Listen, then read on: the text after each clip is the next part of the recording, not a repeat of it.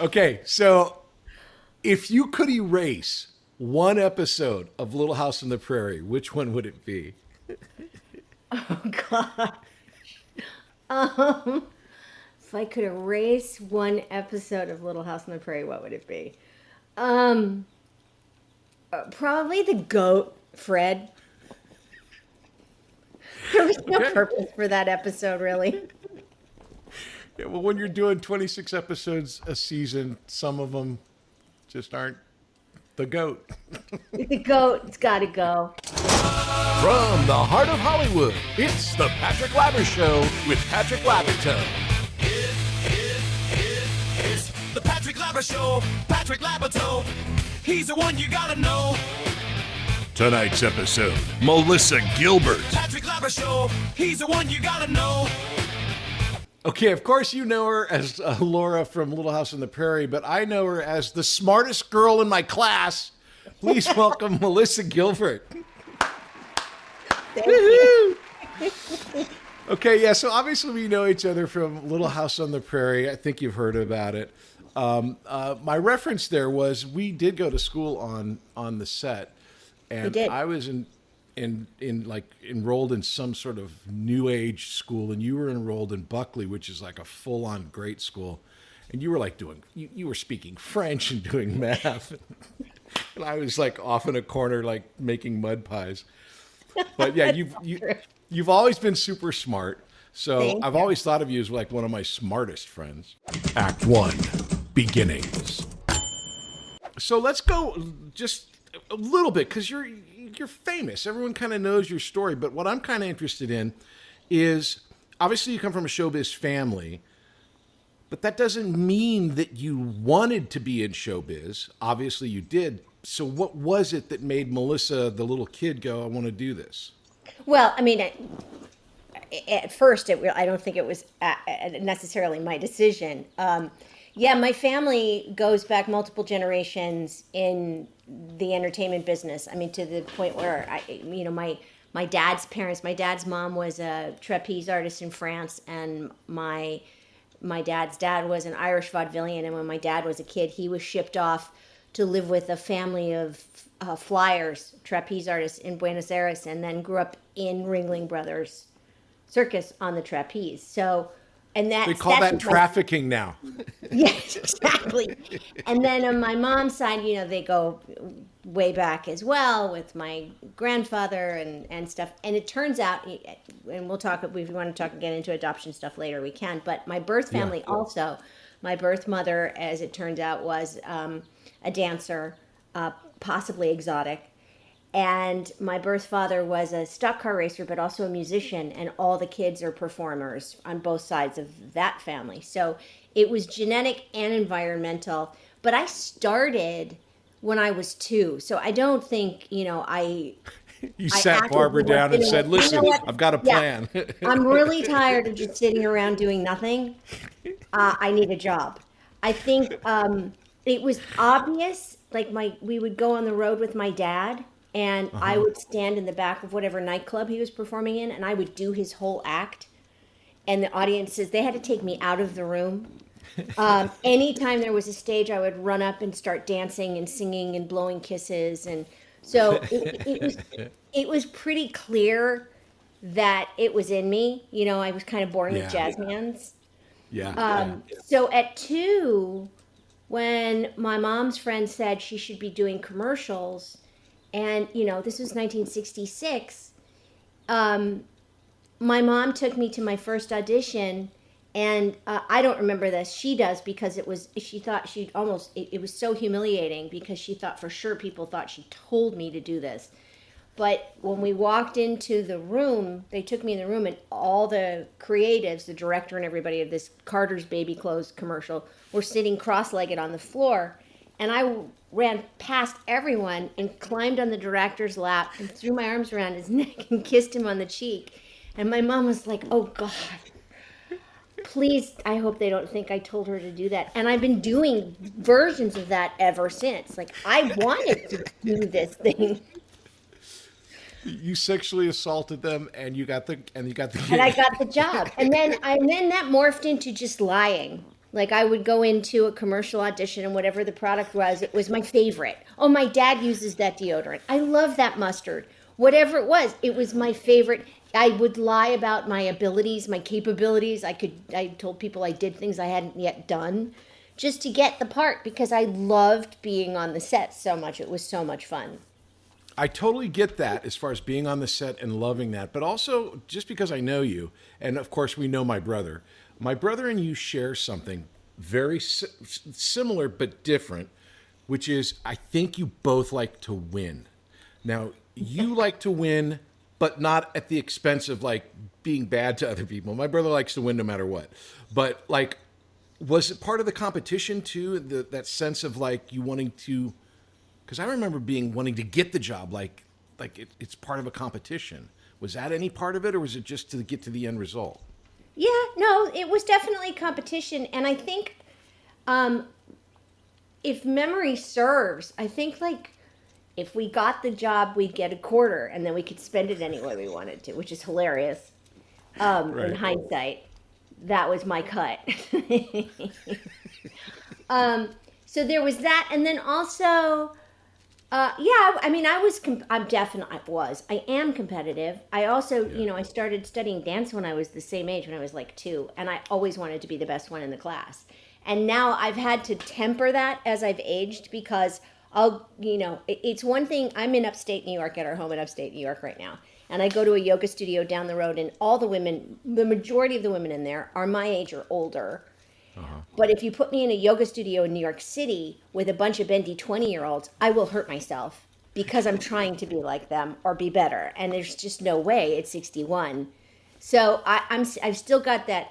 I'm trying to learn how to temper that competitive thing and not have it in there. But I think that was just ingrained in me too. It was just in me. I wanted to win. I wanted to be the best one. We'll be back after these messages. Have you ever thought about becoming an actor and making your friends and family jealous? Well, have I got a deal for you. Here at Working Actors School, we offer many different classes so you can become a famous actor like me. And we have a delightful selection of classes, including Adult Weekly. It's every Wednesday at 5:30 p.m. Pacific. Here you will learn how to be an actor with other adults. How do we do it? How is it possible? Is it a miracle? Yes, it is. A miracle called Zoom. We teach everything online so you can become a famous actor and impress your friends and family. So if you want to be a famous actor and make your friends and family jealous, then you need to sign up at Working Actors School. You can get a hold of us at workingactorschool.com. You can sign up for classes at workingactorschool.com. You can make a reservation for the class online at workingactorschool.com. So come check us out. It's workingactorschool.com.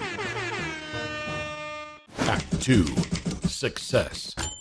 We'll jump around here. Usually there's a structure to this, but just because so much is known about you, and I know you so well, that like when you were doing Little House, obviously, and then usually when someone does a project on the hiatus, it's like some guest starring part in something. But you did Splendor in the Grass, and you also did The Miracle Worker, which were like not small projects by any means.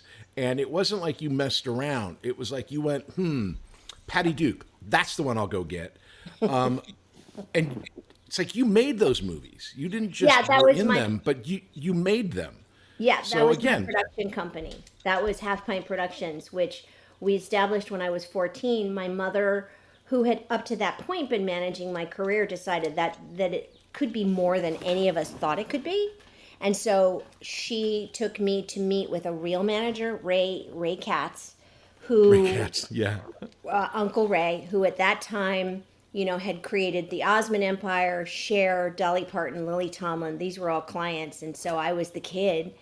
And my mom and I had talked about things I wanted to do. And she'd shown me The Miracle Worker. And I said I would love to play that role at some point. So when he asked me what I wanted to do, I said, The Miracle Worker.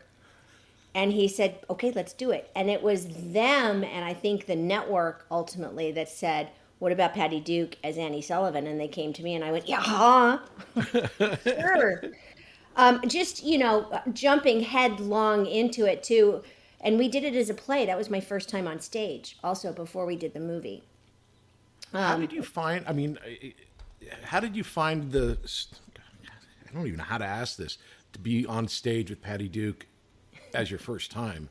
I mean, that whole experience was a mind blower because there was so much pressure that I didn't really feel, and I did the best that I could to sort of interpret what I thought might be Helen Keller's life and experience, but I was missing a lot. So before we left we did the play in Palm Beach, Florida. The producers sat my mom down, and everybody said, she's not getting it. There's something wrong. And I remember I had strep throat right before we left to go rehearse on the stage and open the show. And my mom took me to her former acting coach, Jeff Corey, who lived in Malibu at the time. And I remember him giving me milk that had acidophilus in it because it's supposed to be really good if you have an infection. And then he took me out to his studio, and, we talked for a while. And I'd worked with him the tiniest bit before, right before Little House, actually. He worked with me on the narration because I sounded... It wasn't what I wanted, and my mom took me to him, and he said, he actually gave me one thing, and he said, why don't you read it like you're a grandmother telling the stories to your grandchildren? And that's what I did, and then it worked. Yeah, it was a really sweet note. This was different. He took me out to the studio, and he promised me he wouldn't hurt me and that I wouldn't hurt myself. But then he blindfolded me, put earplugs in, and turned the lights out, and just threw me around the room and threw furniture in my way while I was walking around for about an hour and a half. And that's how I, through that process, developed how I moved, because I realized that for Helen, unless she knows exactly where she's going, it's new, so she doesn't want to leave. So I was always kind of staying back but reaching out. And then we went, and then Patty Duke, who was amazing, not just as a partner to do this with, but all of the wisdom that she had from past productions. She'd been on Broadway, she'd done the movie. The last thing I was having trouble with was my only line, wah wah. I was having a really hard time getting it out where it sounded the way I wanted it to. Yeah. And she said, do you want me to tell you what they told me? And I said, yeah. And she said, say it like you're really constipated and you can't poop. That simple. So once I got that, everything sort of fell into place. And then our first preview, they had created this entrance for me from center stage back down right to the edge of the stage at 0, center stage. And where's Helen? She's in whatever. Oh, here she comes now. And I come running down stage and stop at the edge of the stage with my arms outstretched.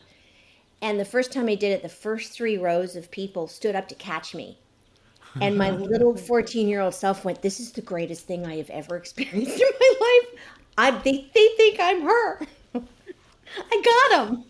Yeah, It was mind-boggling. And that was, doing the movie after 6 weeks of that play it was a brilliant idea to do it that way.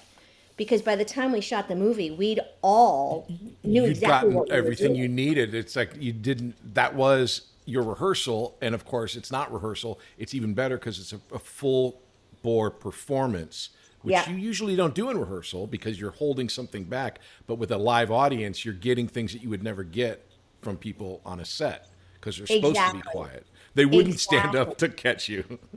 No, and it's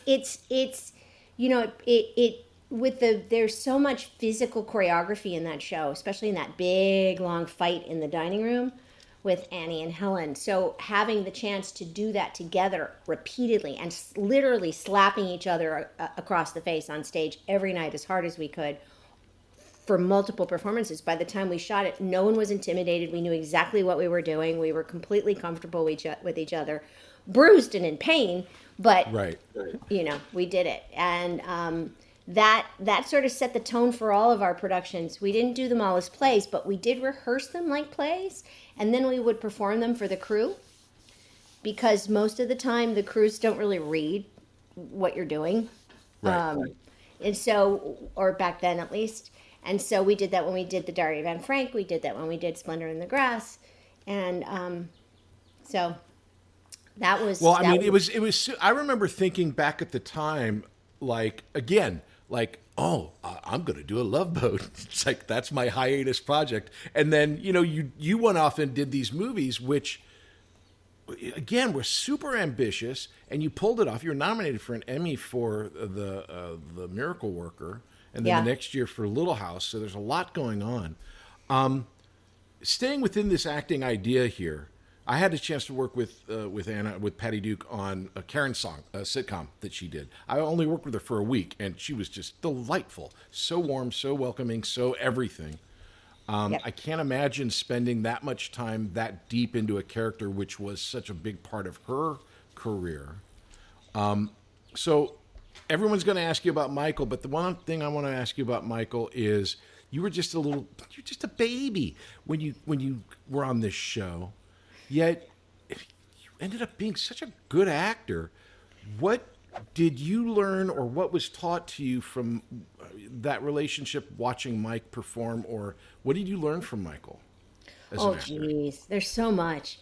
I came into it, I was really lucky to have had the parents that I had, as far as not, so many kid actors have parents who work with them and work with them and read with them and read with them and give them line readings and make it seem like it's their way, and then they go and it's different and they can't adjust and it makes you uncomfortable, and you're looking at your parents but you're doing it differently and they don't want the parent around anymore. It can get prickly, as you know.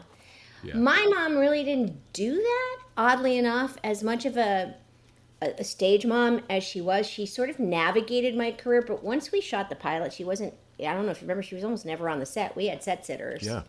She'd come every once in a while because she also had a baby at home. She had my sister. Right, she would come in with Sarah. That's when I would remember seeing her. Yeah, she would come and visit her. She would come for special episodes or special scenes or something. And basically, all she ever told me was to listen. That was it. She just said, listen. Because you never know what someone else is going to say. It could be wrong. It could be different. You have to be prepared to respond appropriately. So that was what I was armed with when I showed up on the set for the pilot. And Michael just sort of really, for all of us littles, Melissa, Sue, myself, and the babies, Robin and Rachel, he just sort of nurtured performances out of us. It was just very easy with him. He just, he would praise us when we did well. And then he would, scowl if we weren't completely connected. I think he found us all really enchanting. And he hired kids who were very natural, intentionally.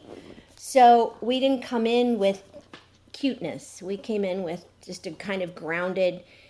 And at the time, I just remember thinking, boy, this is the best game of dress up any girl ever played. Yeah. It was just fun, It wasn't a job. Well, it's amazing that you say, I think what's really smart about it was with Barbara telling you to listen. It seems, if you're not an actor, it seems like, oh, that's just simple, advice. But it's like some of the best advice you can ever give or teach or understand as an actor, especially, and it helps when you're working with someone that's giving a performance like a Michael Landon, where if you're listening and you're watching Michael's performance, I don't care who you are, if you're a foot away from Michael and he starts crying, you're not going to do anything but lose it, right? Yeah, exactly. It's like every scene I did with Michael was like so much better than every scene I did with anyone else, because you like you say, if you listen, your brain and your mind and your face do all the things that it needs to do because you're watching him emote for real. Yeah. And I would love to have asked him at that point, because obviously he was the classic guy that would be able to tell a joke up to marker and then be crying over the loss of something and be as true as possible to both things. Yep. And so, when you're working on a show like this and you're growing as an actor, when you get to the point of the show kind of being over, what did you see for what you wanted after Little House? Because this had been your entire life. It did double your life. It definitely had. I had already, and make no mistake, I also did a Love Boat. For the Miracle Worker and all of that stuff. Okay. I had established my company, and I knew I kind of wanted to continue in that direction. I was a little bit rudderless for a while there, trying to figure out where I wanted to go and what I wanted to do. Also reveling in the freedom of, you know, once I got over the grieving process of saying goodbye to everyone we were working with and letting go of what I thought my life was going to be for years and years and years more. Then I just was really an active 19-year-old, getting into trouble, doing things I shouldn't be doing with people I shouldn't be doing them with. I was very involved in my social life, and that sort of, I mean, I was doing other jobs, and then I got my first feature film not long after that. Sylvester, or was it something? Yeah, okay. It was Sylvester. Who, again, with Richard Farnsworth, is just such a... I never met him, but his son Diamond was our stunt coordinator on JAG, so I knew his son. And I loved his son, but I never met Richard. I would imagine what a guy he was. A gem of a human. Just a gem of a human. An absolute down-to-earth, salt of the earth. Everything you would imagine him to be was exactly who he was. Kind, conscientious, funny, hardworking, generous. He was great. And that process, you know, I had to go through that whole audition process and back and forth. And the director we were working with was very difficult and didn't want me, and made it very clear and actually told me flat out, I don't really want you for this, but the studio pressured me into it. So here we are. We're going to cut your hair off. We're going to change everything about you. And I was like, wow, he really doesn't like me. And it was my first time on location without a guardian, which created lots of mischief, to say the least, although I did work my butt off. And, you know, I had to train for months before with the horses and learn how to do not just the regular horse stuff, but then all of the eventing Olympic horse stuff. So that was, you know, that consumed me for a couple of years there until it came out and didn't do well and kind of went away. And I figured it probably wouldn't. And then I just sort of, I produced another couple movies a week. And then I auditioned for an off-Broadway play in New York, and I got it. And so I shucked my whole life and moved to New York to do a Shana Madel, and that, again, changed everything. Terrified me, but changed everything. And there I was at 22, living on my own with my cat and my dog in New York City, and completely unprepared to live on my own entirely. Completely. Like I didn't... Yeah, this is like when you moved out, and I remember you moved out. It was a big move. It was past the pool. It was all the way in the back of the yard. And you had like a little guest house out there that was a sweet, sweet setup. You were driving your station wagon, so you were a bitchin' chick in a station wagon. And you were dating like guys like Rad and Rob and all these cool dudes. And it was like, yeah, you had the full-on Encino life. But I mean, still, you're still super smart, so you could figure it out. But it's not the same. Big brave, yeah. 18 years old, I moved 18 feet from my mother's bedroom. When I moved to New York, though, was when the rubber really met the road, and I had to figure out how to do so much stuff that I had no clue about. Like I didn't realize that you could break $100 bill at a bodega, and you didn't have to go to a bank. It's little things like that. I didn't know how to clean the toilet. I didn't know. I mean, I actually, at one point, I let the dishes pile up in my sink so bad, and I didn't have a dishwasher, so I threw them out and bought new dishes. Thank God. Yeah. On my, $700 a week salary at that point. Genius. Right. It's just, and again, kids in the business, and let's talk just a little bit about that. And with the idea that it's a weird deal where the job that we're doing, right, is exactly the same job that the adult actors are doing, but you got to go to school. So it's like Robert De Niro is doing the same job I'm doing, but then I've got to go to school. You're doing the same job, not Michael, because Michael is doing 5 other jobs as well, but like any actor on the show. And when you're faced with that, and you've got all of these things going on, like you said, you said it, and I'm still shocked, and I was there, that you were only 19 when this came. It's like you had a personal life at 19, and it was like, what was it like for Melissa Gilbert, who Sorry, I'm monologuing here a little bit, but That's okay. for the people watching, we're all kind of the same age. That's who watches this show, so they get it. Back in the '70s, if you were a TV star, you were a TV star. Yeah. There was no internet or anything where everybody knew anything about you. If you weren't in the Enquirer or the Star, then you were just whatever people believed you were on the TV. So here you are, America's sweetheart, literally. Maybe a few years ago, they let you take the pigtails out, but now you're 19, you're a real life woman, and you're out in Hollywood. For you, Melissa, was it difficult to like convince people or like have realistic relationships with friends or people or boys that didn't expect you to be like Laura? It was weird. I think people still almost into my 40s always kind of half expected a 12-year-old to come in with a fishing pole, you know, and gingham.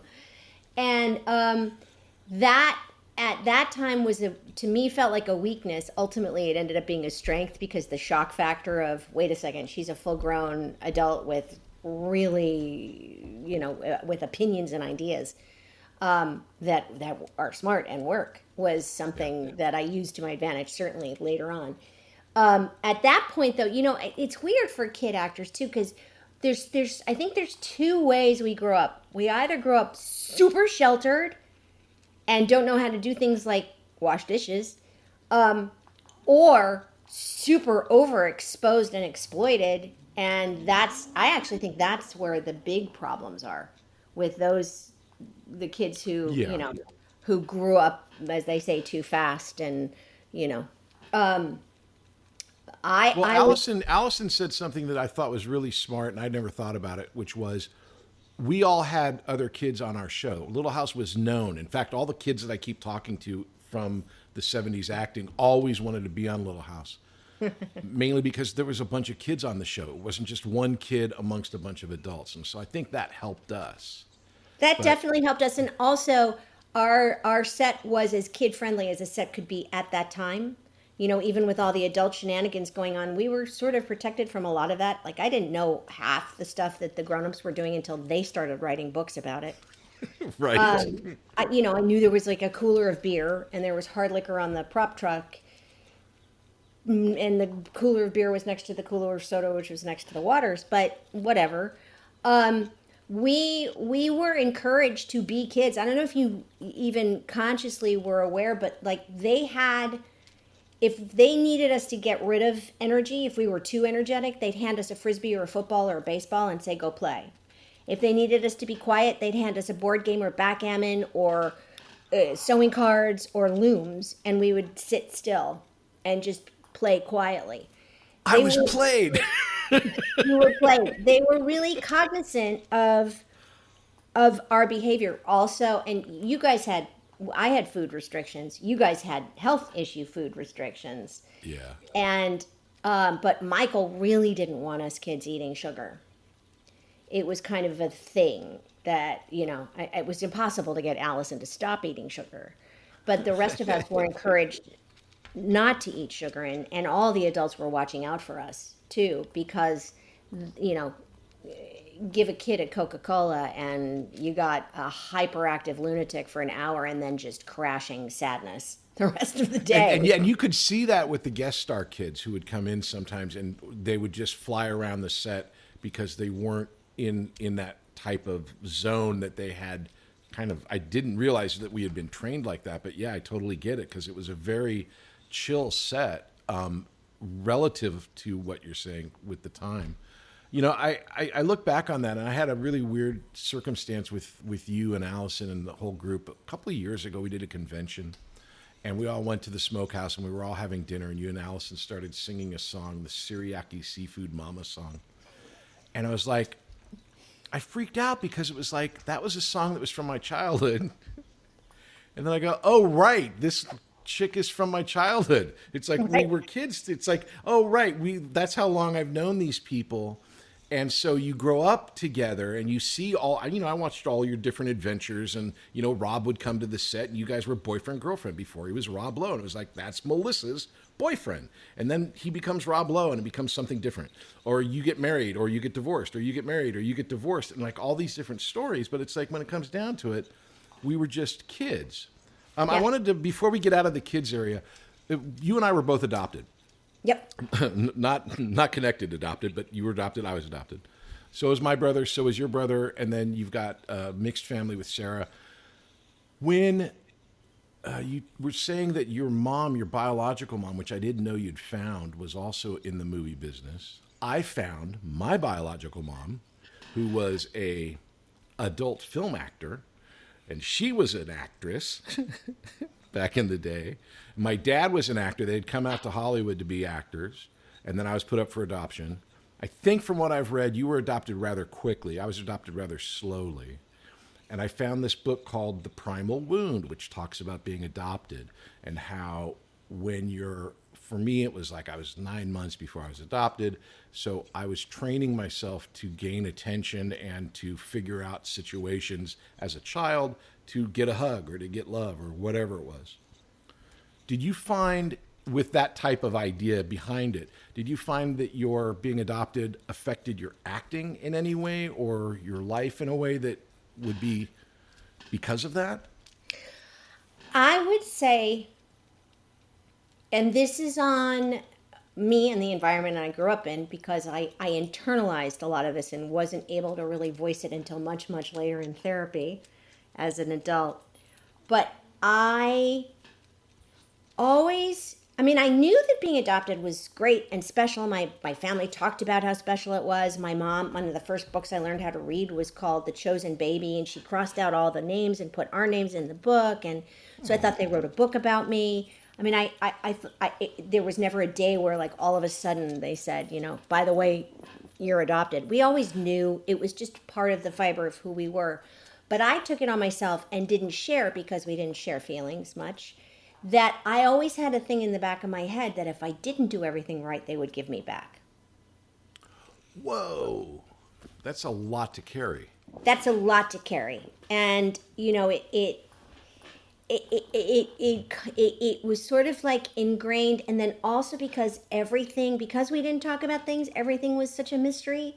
Like when my parents split when I was 6, it was just in the car one day, my mom said, Daddy's not going to live with us anymore, but everything's going to be normal. And at first, my first thought was, how is that? And then I just thought, well, they know. Of course it's going to be normal. But it wasn't. Right. But I kept saying to myself, this is normal, the new normal, I guess. And so it was just, things were not discussed, or we didn't dive into stuff. It was just a kind of a given. I'm getting married again, and you're going to have a stepbrother and a stepsister. No, how do you feel? Everything, you want to talk it out? Should we go to counseling? It wasn't until years later that we started my step siblings, Patrice and Joey, had to go to therapy. But we were all considered fine because I never expressed any of it. I never said, I'm not comfortable. I just glared a lot. So the adoption thing was a thing. I think I'm well over it now, but there was always that little thing in my head. That's not a little thing. I mean, because I was raised in the similar way of my origin story of being adopted was always what I understood. So to me, it wasn't any weirder than coming out of my mommy's body. It was just, that's what you knew. It was just sort of the way it is. But there was always for me that big, well, I wonder what my parents look like, or I wonder what their story was, which is why I decided to find and then sort of said, oh, wow, what a great, interesting story. I did after my first child was born, because I assumed we all looked alike because we have the same mannerisms, my whole family. And then Dakota, when they brought him up to my face, when I saw him for the first time, I went, oh my God. He had my eyebrows and he had my lips, and I'd never seen anyone that looked like me. And then I realized there's got to be more. And then when I started searching, I found out that my mother, who was not a porn actor and not an actor, she was an exotic dancer. As far as I know, she wasn't in porn. And my birth father they were each married to other people and had 3 children each, and ran off together and conceived me on a motorcycle trip in the desert. Explains a lot. Wow. Yeah. And then Yeah. they left their spouses for each other and got married after pregnant with me and moved all the kids in. So that I was number 7. So the decision was made to put me up for adoption. How was this? I'm not how. I mean, obviously, it's not like we talked about everything in our life. I have 7 brothers and sisters as well. Oh my My gosh. father, I know, right? And the story that I tell is that when I found my mother, she had already passed away, but I found her family, and it's a very complicated story. So I never met her, but I met her family, who was a step family. She had 3 kids that she had inherited with the husband that she married. So like she had 3 kids, but they weren't her biological kids. She only had 1 biological kid. The father had a lot of them. But they would watch Little House, and when I would show up on Little House because of my eyes, they would go, "Oh, that's probably your kid." And they would make fun of her like that. And it was like that, yeah, they were right. My birth father too passed away before I searched, so I only had my birth father to find, and I still haven't looked for her side of the family because there's too much. There's just too much. Yeah. But when I called him and told him I was his daughter, I didn't tell him who I was. And then he asked me, "Well, who are you? What do you do?" And I said, "Well, here's the thing." And I said, Did you ever watch Little House on the Prairie?" And he said, "You're Laura, aren't you?" I knew it. He knew it. Like he could see. And when I met my half siblings, we all look alike. So you could definitely see it. So it's pretty clear. For an adopted kid, that's a big deal, and I totally get that because it's something you just grow up not expecting it. And just while we're here, obviously Jonathan Gilbert played Willie on the show. My brother played Albert on the show. A bunch of other siblings were on the show, so it wasn't weird to work with your sibling. But then Sarah comes along, and she ends up being an actor. What was that like for you, where you had your experience as an actor? You're living in the same house as all these other actors. Was it an acting thing, or was it just like, were you guys all doing your own thing? It just all happened to be acting in different. Jonathan was on Little House and then kind of went away, but that Sarah, was more what it was. But Sarah started because she would watch us come home at Christmas with all of our cars, the cars all loaded up with gifts from the crew. And she decided she wanted that. And my mom said, "Well, if you want that, you have to be an actor." And that's how Sarah started. Well, okay. There's always a secret origin somewhere. Yep. So far, so good for Sarah is all I got to say. I still remember her not walking in, being carried in by your mom looking like a Madame Alexander doll. She had her in these dresses that were so elaborate. I was like, how is this little baby even dealing with all of this? She hated those dresses. I took her. We used to have, when I learned to drive, we used to have sister lunch every couple of weeks, and I would take her somewhere and we would go have lunch. So I had to wait till I was 17 to do it. So she's 6 and I'm 17. And the time I took her to Melrose for lunch, and we had sister lunch, and we were walking by the Doc Martens store, and she saw the shoes. She went, "I want those." And I thought, my mom is going to hate me for this, but I took her in and bought her some Docs. To me, that's Sarah. That's who Sarah is for sure. 100%. She knows herself. We'll be back after these messages. Hey there, I'm Patrick Labyorteaux, and I've been an actor since I was a little kid, so I know what it's like to be a little kid actor. So I have a class here called Youth Weekly, and that meets every Tuesday at 5:30 p.m. Pacific, and it is an awesome class if you are young and want to learn all about acting. We have a great set of kids, and it's taught on Zoom, so you can do it from anywhere. You can do it on your phone, you can do it on your laptop, on an iPad. It's awesome. I've had kids take a class while they were in the car coming back from soccer practice. I swear to you. So if acting is in your blood, come to workingactorschool.com and check out the Youth Weekly class every Tuesday at 5:30 p.m. Pacific. I'll see you there. Act 3, present day.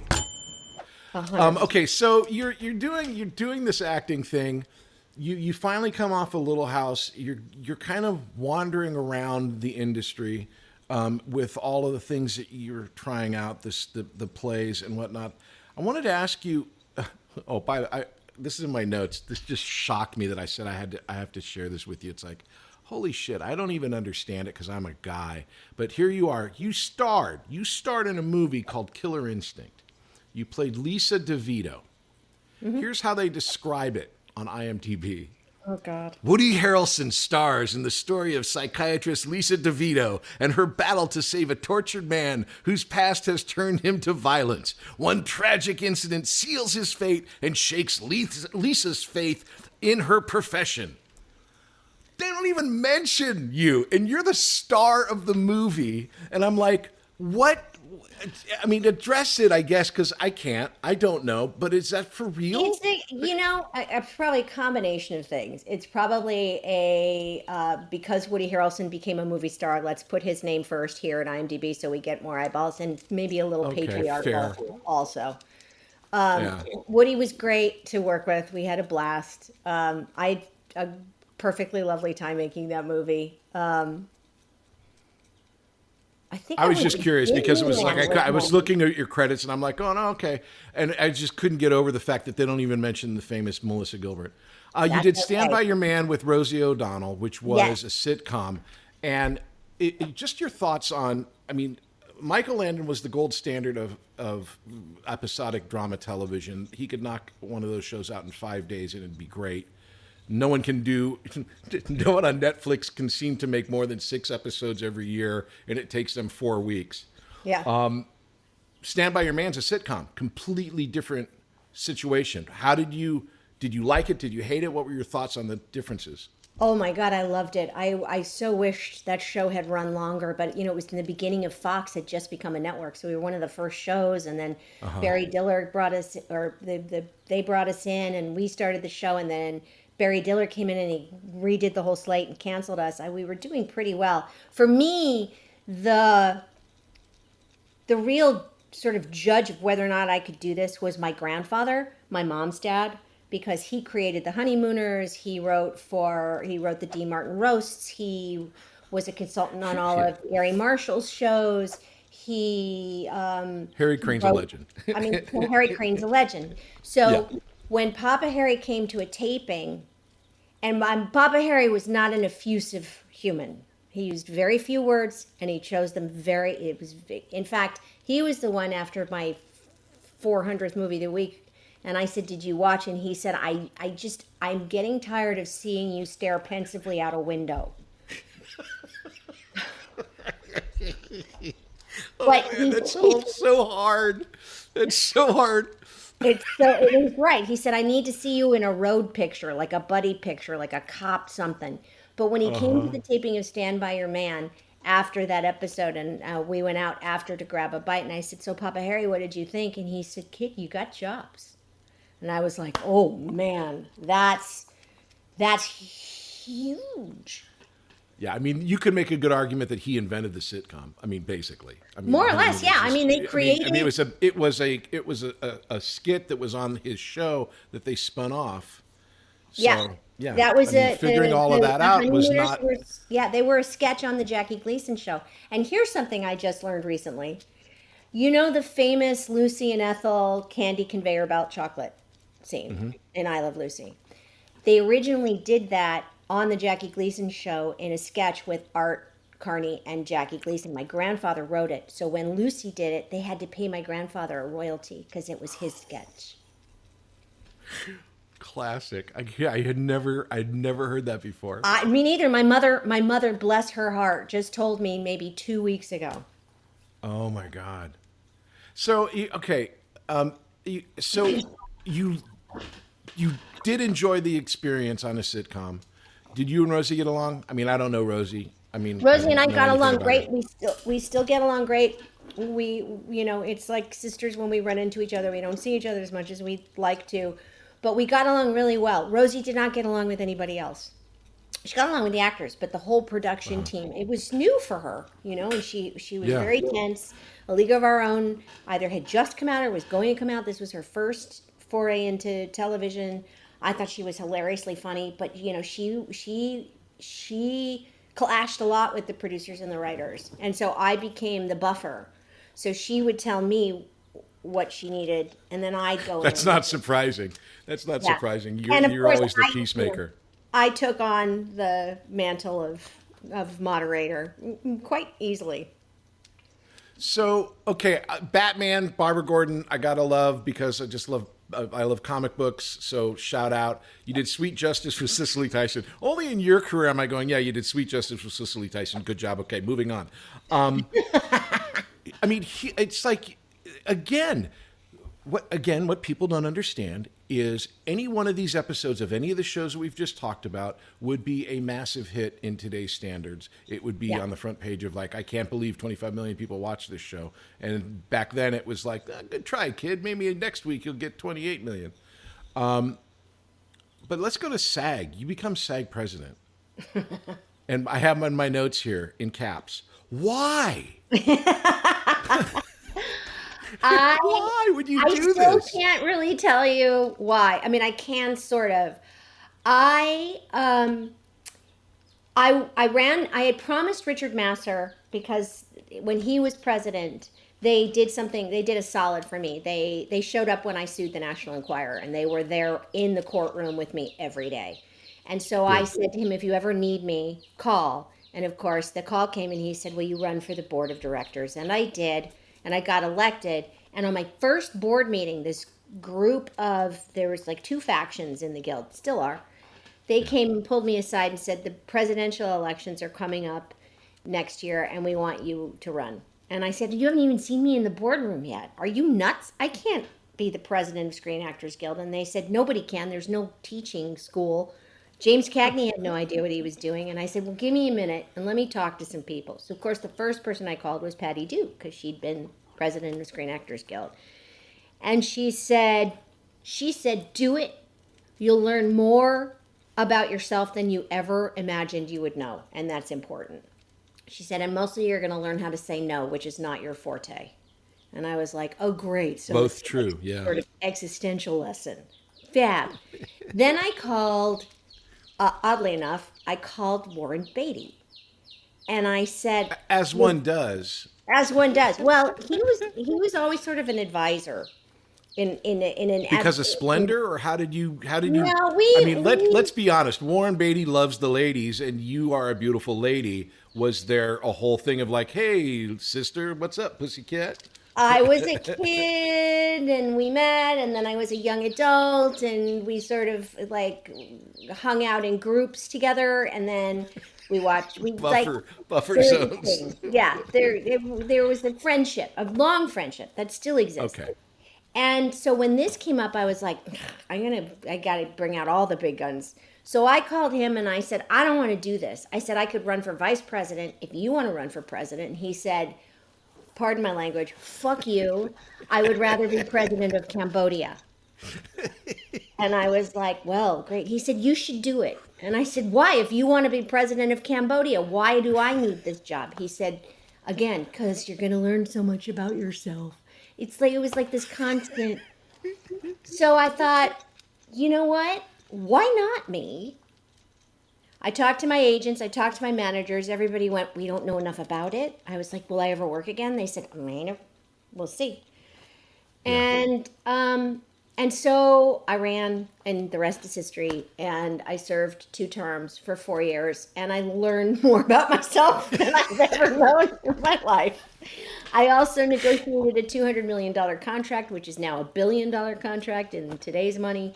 You were a good president. I mean, I can say that as a member. You were a really good president because you did everything you could to be moderate on the fair side. You didn't find your own ideas precious. You cared about the actor, which I really thought was a good way to look at everything. Our goal was to get as much as we could without a ramp up or a work stoppage whenever possible. That was we had just come out of the 2000 commercial strike. A lot of that work had not come back. People were in a lot of pain, and I wanted to keep us working as much as possible with an eye toward the future. and merger was a part of that. We were the second step on the road to merger, and ultimately it did happen, which is a good thing. And I learned a lot about the industry. I met a lot of really fascinating people and had some really amazing experiences that I wouldn't have had otherwise. And I'm really glad I did it, and I'm glad I only did it for 4 years. And I feel like I walked away relatively unscathed, so that was good. I've never experienced that kind of antagonism before, though. Boy, there's a whole faction of people in that leadership at that. I know the names. I won't mention the names. I've worked with a bunch of those names where they're just like, just slow your roll, dude. Just calm down. They hate me. They hate me. But whatever. It's. We could talk about SAG-AFTRA for forever. I'll sum it up by saying. Well, let's transition from people who hate you. This is something to people who love you. I will get this wrong, so I want you to kind of take my lead here. You've told me a couple stories where it's like all of a sudden Melissa Gilbert is approached by, I don't know, Snoop Dogg or somebody from NWA or someone who watched Little House, and all of a sudden you're friends with someone that you would never have believed that you would interact with. Is that a correct way of saying that? I mean, I don't know who I forgot the guys you were telling me about, but it was like, how did you meet them? It's like, well, they came up to me. They watched Little House. Yeah, it's odd. We were kind of a cult favorite in the industry and in different industries where people would go, don't tell anyone, but I watch your show all the time, or I watch the reruns constantly. I was in New York City. Tim was doing a series right after COVID that 50 Cent was executive producing. And they had a screening at the Soho House of the first episode to launch it. And Nicki Minaj was there. And I'm just, kind of like sitting by myself. And the next thing I know, someone grabs me and drags me over to Curtis and introduces me to 50 Cent. And he goes, oh my God, Little House on the Prairie. And Nicki goes, what? Wait, this is so not our demographic, I thought. But something also happened during the summer of COVID. And I noticed, I was watching it kind of unfold on Instagram. During that summer of all the racial unrest following George Floyd and Breonna, all of those horrible incidents, people discovered episodes of Little House like The Wisdom of Solomon. And the one with the all of the stories about marginalized people and people of color, that the way Michael had told them, giving them this extraordinary humanity and purpose and telling the stories in a very raw way. And all of a sudden I'm reading, all of these people going, wow, Little House was woke. Megyn Kelly, be damned. And it's true. I mean, I learned stuff, about those struggles and issues shooting the show in the 70s. We were telling the stories of the 1970s through the lens of the 1870s. And there's a Jewish guy telling the story of a Christian family. It's not like it was hidden, but people tend to just gloss over what they want to gloss over. The people who worked on that show, there were Jews. I'm Jewish. Mike's Jewish. Mm-hmm. There were gay people in the cast and crew. There were people of all different stripes, religions, ideas, ideals, nationalities, all coming together to do that show. It was a very diverse group of people that worked on that show, and a lot of our stories were told. And I think that's part of why it's still appealing today, because so many of the stories still don't have the resolution that we want them to have. So we have to keep staying aware of who we were and who we are and where we want to go as far as being inclusive, kind, generous, open, accepting. Well, what I loved about the stories back then and still obviously today, and the way that Michael tells stories, is it's all about love in the sense of what does your heart tell you? Is it right? Is it wrong? He's not dogmatic about anything. Is it fair? Are they good people or bad people? There's no judgment. It's just what is right what needs to be done if there's an injustice out there. And I think during COVID, people found it. I mean, obviously, I've been doing the conventions. You do the conventions, but it's like you're a convention all by yourself wherever you go. But I need to be surrounded by Little House people before people go, oh yeah, you're on the show. But people found it in COVID to rewatch it, and because there's so many episodes, they could really dig in. And it became this huge thing until we finally had this 50th anniversary, which was out of this world crazy.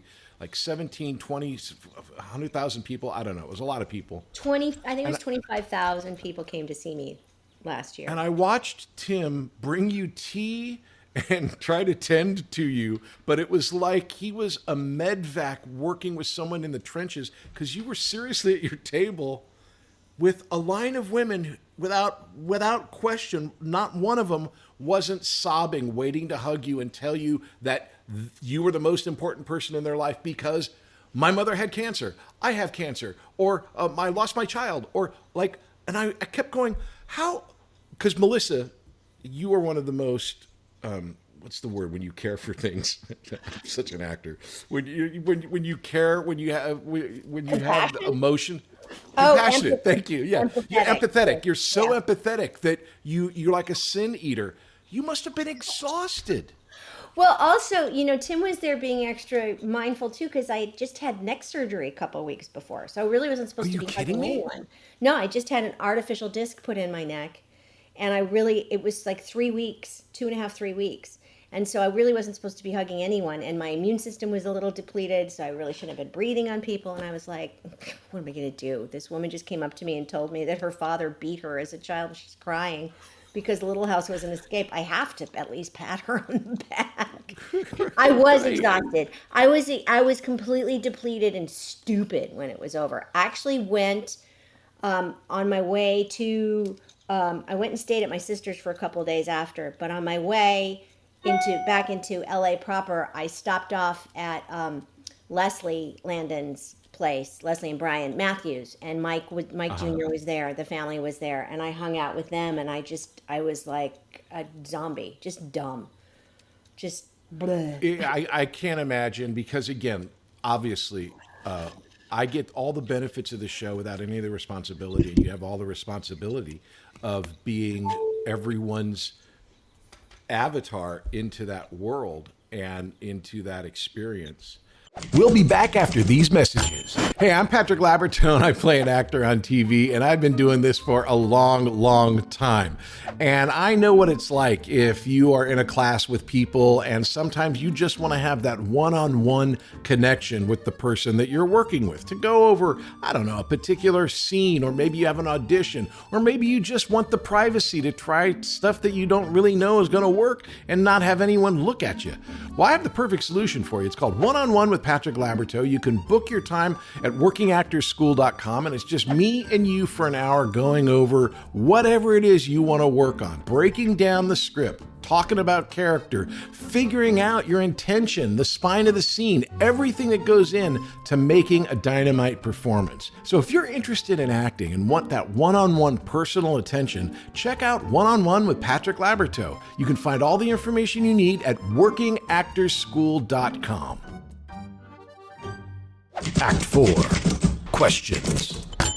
We're here in the questions, and we're going to ask you a couple of questions. First question, these are Tina's got to know. It's my wife. She had came up with this list of questions. So okay. Tina's got to know. First question is, that showbiz. What is the most Hollywood moment in your life? I'll try and condense this story as much as possible.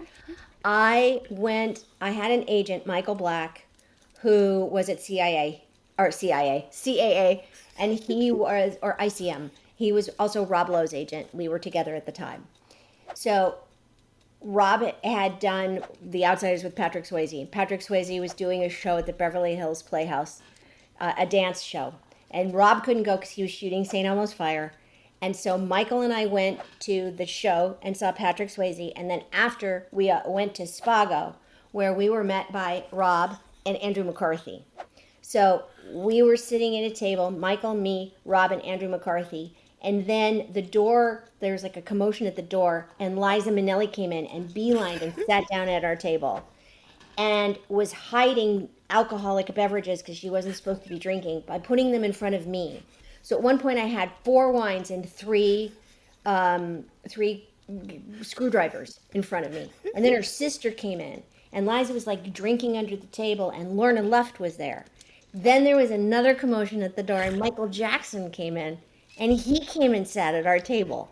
And in the meantime, I keep looking at Rob going, what's going on? Please, I have to go. I want to go home. I'm scared of all of this. And he goes, no, just sit here. We're going to be okay. And so we finish our meal, and Wolfgang's bringing us pizzas that he's made, and he's sitting down, and people are hovering around. Michael Jackson is not saying a word. And then we finish our meal, and we're trying to figure out where to go. And Michael Jackson, only thing he says the whole night, you can come to my house. I got a llama. And I leaned over to Rob and I said, I really have to go home now. You have to take me home. And Liza goes, no, we're going to Sammy's. I figured Sammy's is some after-hour club. Michael Jackson leaves. We go to Sammy Davis Jr.'s house. The evening will not bloody end. Liza's wasted.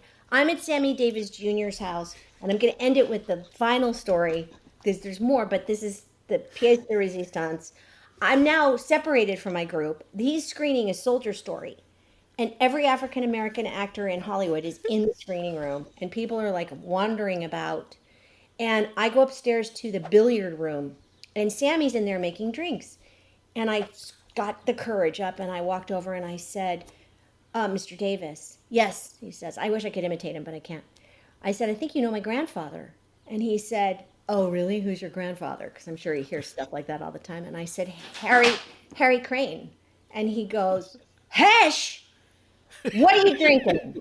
So he makes me a drink. He goes, hey, you want to play pool? And I said, I'm sorry, I'm really bad at it. I don't think so. He said, I have one eye. You'll win.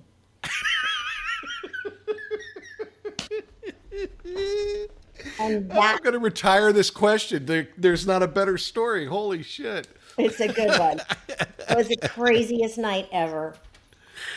Oh my gosh. And that, there's no topping that. Okay, so question number 2, that's Showbiz Part 2. What's the most embarrassing Hollywood moment in your life? Most embarrassing Hollywood moment. Most embarrassing. I'll tell you, for me, I just visited my agent and I didn't get a part that I was really hoping for, and I was in a foul mood. So I get in the elevator and there's this big heavyset guy running down with a bunch of scripts waiting for the elevator, and I just didn't hold the elevator for him because I was being a jerk. And as the doors close, I see it's Francis Ford Coppola running towards me. And I'm like, I could have been on an elevator with Francis Ford Coppola. I loved the show Nip Tuck. Really loved the show. I was like a huge Nip Tuck fan. And I had an audition. I had to audition.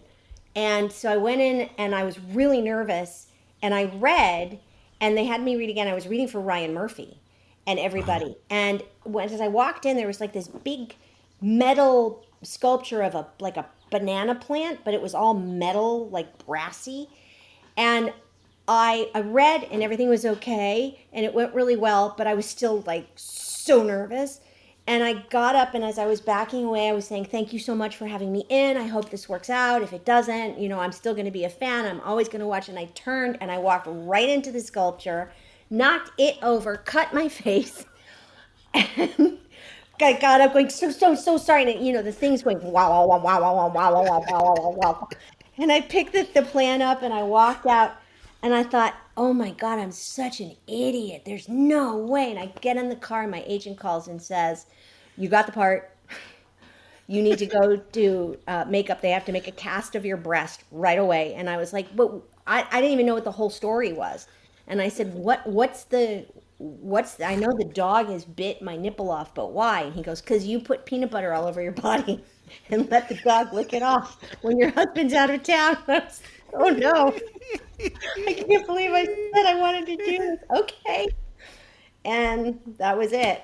I guess they must have liked my klutziness. Oh my gosh, that's the second one I can't ask anyone else. Okay, show me the money. Number 3, show me the money. What would be your biggest missed financial opportunity? Now, I'm not looking for numbers, but like, Oh, I obviously got it. in No, this it's right. town- It's like, Oh, okay, it's great. there. I see it all the time. When I lived in New York the first time when I was doing Shane and Madel, and I was a newlywed, I had a brand new baby boy. My then husband Bo and I were living in a brownstone on West 12th between Washington and Greenwich in the West Village, and it was a 4-story brownstone. And we lived on the bottom 2 floors, and there was a floor through to a courtyard with a giant tree and a garden in the middle of New York City.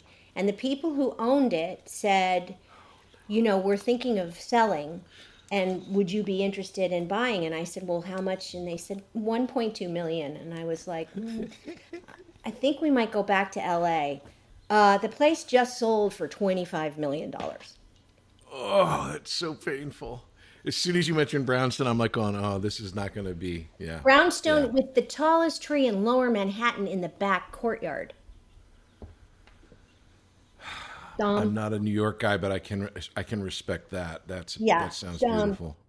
Okay, show and tell. Number 4, show and tell. As a teenager, what is the favorite poster that you had in your room, and how'd you come to get it? I didn't have posters in my room. I had in my locker at school, but I was rarely there. David Cassidy, Scott Baio. Sure. No accounting for taste, I guess. Hey, Scott was a different guy.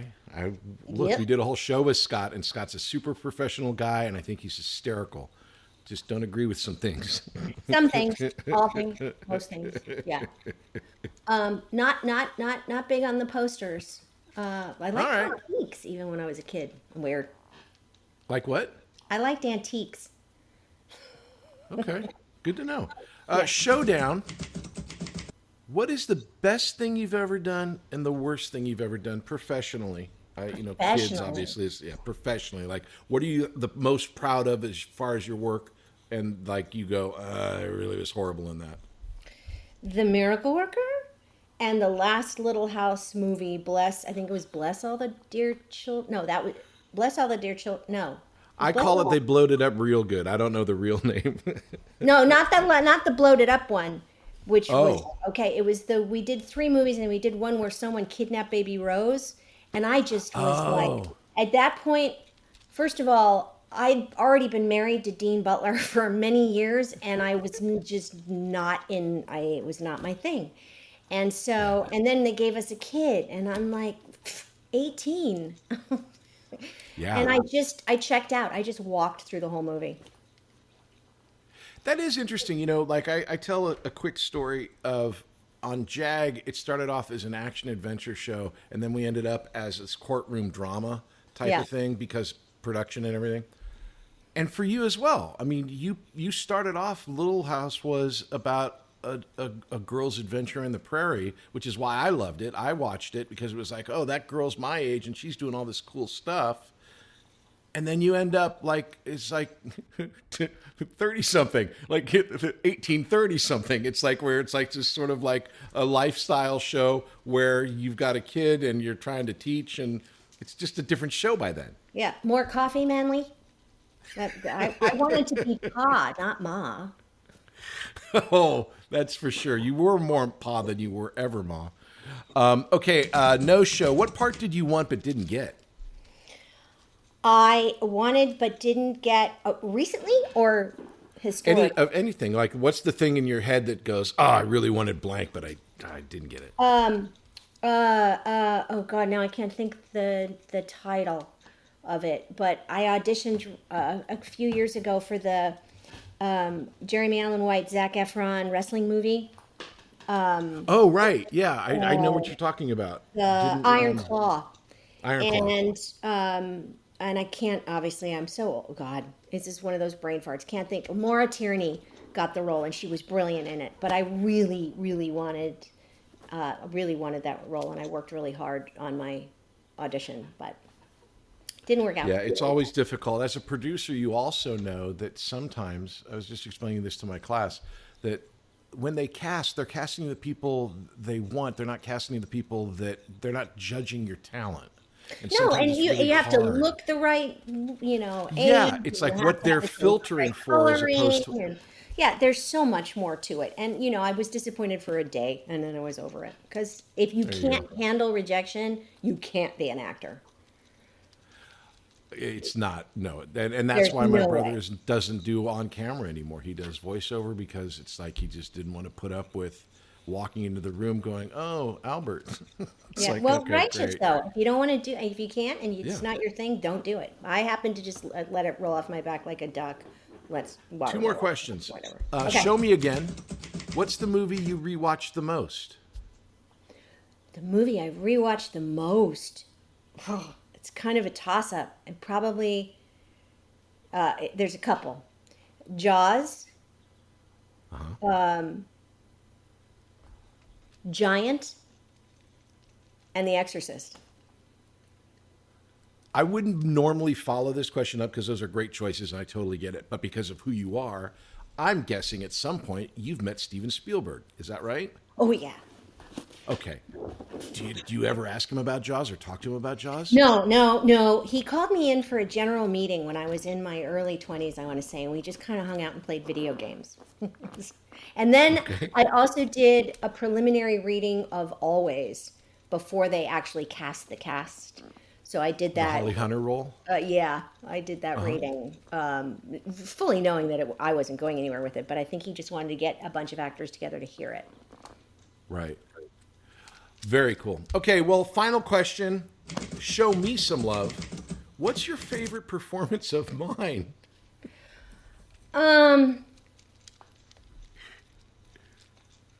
What's my favorite performance of yours? You had some classics on our show. The Cheaters. Was it The Cheaters?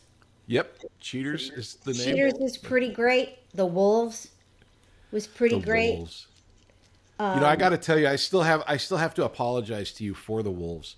So I tell this story because the Wolves, I'd watched Bunny and the Race on like a Wednesday, right? I auditioned for Michael on Thursday, and I'm in the hay loft with you on a Friday, right? For the Wolves.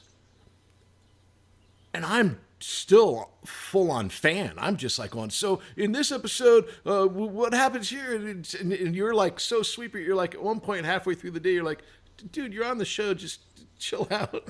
Just relax. Did I? Yeah, but you did it in the nicest way. But it was like, I was basically just harassing you. And again, as you remember, I wasn't that bright of a kid. Nice guy, but not that bright in the sense that I went around after that episode and said goodbye to everybody. And again, it was you. It was like, but you're in the next You're not episode. leaving. Like, what? You're not leaving. Where are you going? No one had told me that I was going to be on the show. They just said I was doing the show, and I thought I was doing an episode. So yeah, my apology for being an idiot. I think, as I recall, too, didn't they? There was a kid for a hot second that got fired, right? What I understood That it was to be not was, that was not an easy thing to do on our show, but he had to have been horrid. the story I heard, and I love it because it just checks all the boxes of how that place worked. And that's the reason why I auditioned Thursday and started work on Little House on a Friday, literally, was there was a kid playing Andy Garvey. Mr. Edwards had moved away, so they moved in even a bigger guy with a bigger beard and his family. And the kid who got the part was eating. And as you remember, I think it was Thursdays, Fridays, it would be lobster, steak and lobster, right? Yep. For the crew. Steak and lobster. And I heard that this kid said, not steak and lobster again, as Michael was walking by. Yeah. And like, I pictured in my head, like as Michael's walking by, him looking, and by the time he gets to the end of the table, the kid's been fired. Because that's not the way Michael worked. Michael didn't have a trailer. It was that, and he didn't know his lines. I remember that. Well, there you go. That's never going to work. Nope. Epilogue. Tim's a huge deal. He seems like a really great guy. I got to meet him. You guys moved and you're living in this upstate area. You're getting back to kind of like your roots, which was in Simi Valley. I mean, it's weird to think that a TV star grew up on the prairie, but certainly not the prairie. There's no hills in the prairie, but Simi Valley is definitely rural. And you've got Modern Prairie now. You're doing this thing where it's kind of like, what is it? The Dr. Strangelove, embrace the mom. It's like you've kind of embraced the whole prairie thing, and you're doing the Modern Prairie thing. Was all of this combined, or did one thing lead to another to get you to where you are now? And what was the motivating factor? It definitely wasn't a plan. We moved up here. We moved to New York City to work, and we knew that we needed to have an escape from the city. So we found this dilapidated hunting cabin, which we began to convert to have as a weekend getaway. And it became livable right about the holidays of 2019. So when COVID hit and we locked down up here because we weren't going to stay in the city. Right. And during that process, we'd always talked about having a garden and having chickens. Well, that was the time to do it. So we built it all ourselves. Couldn't find chickens to save our lives. Chickens were like toilet paper. Everyone was buying toilet paper and chickens. We finally found chickens, so we started raising our first chickens. And I was posting about all of this and posting our menus and the recipes I was cooking. And CBS This Morning got excited and decided to send someone up to interview me. Mo Rocca came up. And so I did an interview about it, and they talked about it in Back to the Prairie. And my literary agent called me after seeing it and said, Back to the Prairie is your book. It's a book. Yeah. And I said, really? I'd already written an autobiography, a cookbook, and a children's book. And he said, it's time for an update. Your life has changed. Let's do it again. And so I wrote Back to the Prairie. And okay. Right about the same time, I've been toying with this idea that there's some sort of prairie, that kind of clothing home line, but I let it go for years. And then I became friends with Nicole Haase, who is now my partner in Modern Prairie. She comes from the retail world. She's brilliant. She was, Greg Williams of Williams-Sonoma's right-hand gal. She launched Tabletop for Williams-Sonoma.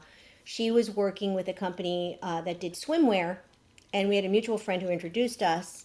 And I was like, I can't find a bathing suit. It's torture when you're a woman, period. But when you're a woman of a certain age and your body's changing, buying a swimsuit is worse than jeans. It's torture. And she was like, I got your back. And so much so, she fitted me in swim. I had like 20 swimsuits. I was like, I'll take a picture for Instagram. I'll do an Instagram live with you. And we started chatting, and I told her that I had there's this prairie something. I don't know what it is. She said, let me get back to you. And she came up with this whole deck for Modern Prairie. So we could take the prairie, the community, which is the biggest part of Modern Prairie, the love, the supporting one another. And it's that line of women waiting at the table, basically. That's who they are. And now, because of Modern Prairie, and they're on our app, they're on our email list, but on our app, which I'm on every day, they're supporting each other now. It's been 3 years. They're getting together and doing things together.